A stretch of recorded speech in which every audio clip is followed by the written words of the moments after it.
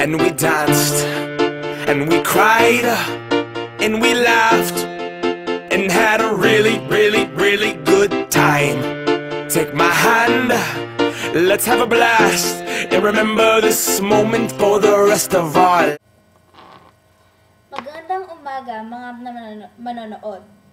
Sa vlog ko ngayong araw na ito, may ipapakita akong rap na ginawa ko. Ito ay tungkol sa mga impluwensya ng Kastila sa mga Pilipino. Bago ko sabihin ang rap na ito, nais ko lang sabihin na medyo mabilis ako magsasalita. Pero okay lang yan dahil papag-usapan naman natin ito mamaya.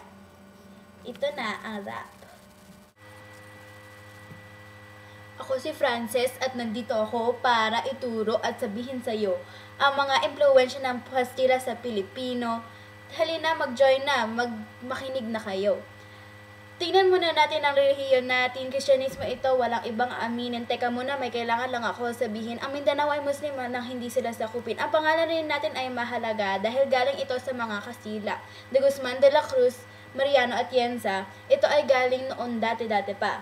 Ako si Frances at nandito ako para ituro at sabihin sa iyo ang mga impluwensya ng Kastila sa mga Pilipino. Halina, mag-join na, makinig na kayo.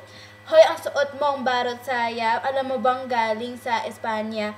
Ito ay gawa sa pinya ata, pero suot ng matanda hanggang bata.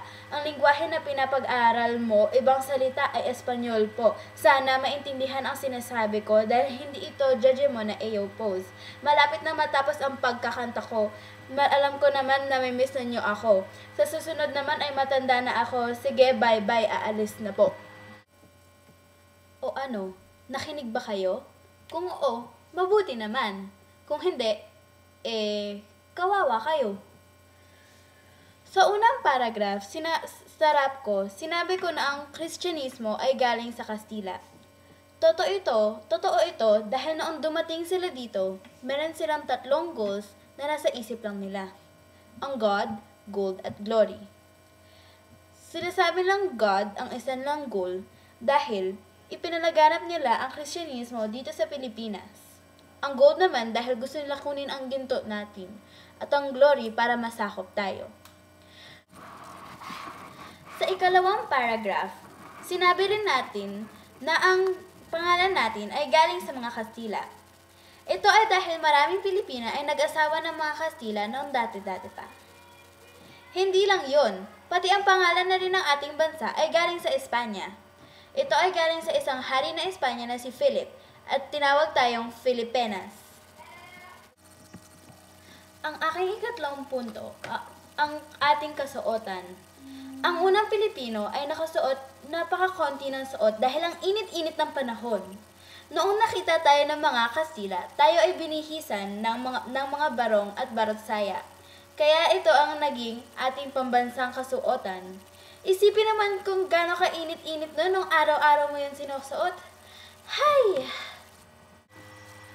At ang pinakahuling parte ng aking rap ay nagsasabi na ang ating lingwahe ay naapektuhan rin ng Kastila.